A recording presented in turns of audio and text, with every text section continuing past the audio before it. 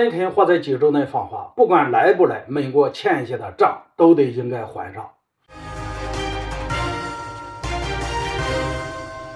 大家好，我是肖金华。近日，美国国务卿布林肯要访问中国的消息又被炒作起来。先是美国彭博社率先放风，随后 CNN、路透社等主流媒体也争先恐后的站出来爆料，声称布林肯将在未来几周内访问中国。坦白讲，西方媒体的做法不排除是美国国务院采取惯用伎俩，通过向媒体放风来试探中国政府的反应。对此，在近期的例行记者会上，我国外交部发言人也回应称没有可以提供的信息。基于这种情况，关于布林肯接下来是否会访华，目前仍然待定。那么再把话说回来，不管布林肯来不来，美国所欠下的账都应该给补上。为什么这么说呢？大家清楚，中美关系僵持成这样，根本的原因在于美国。一方面，美国政府官员口口声声要落实两国元首在巴厘岛上达成的共识，强调中美作为大国要合作大于竞争。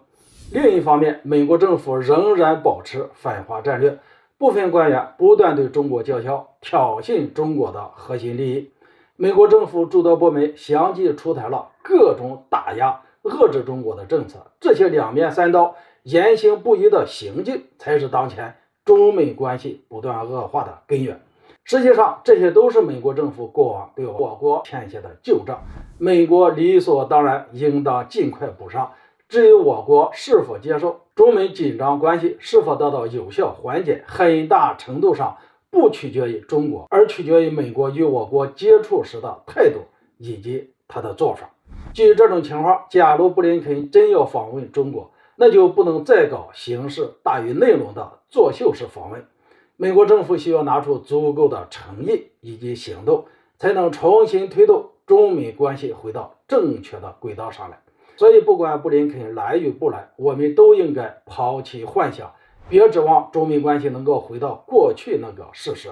实际上，假如布林肯真的要来，假如拿不出诚意，不解除对中国高科技公司的制裁，不撤销高额的对华关税，那么我们完全没有必要和美国对话。对话的目的是为了解决问题、解决分歧，而不是仅仅为了和谈而和谈，为了对话而对话。总而言之，拜登政府想要派遣布林肯和我国沟通对话没有问题，我方可以暂时放下中美之间的矛盾，但前提是美方需要拿出诚意和行动，而不是空口白话，不然就是来了也只会白跑一趟，瞎耽误时间。好了，今天就说到这里，咱们下次见。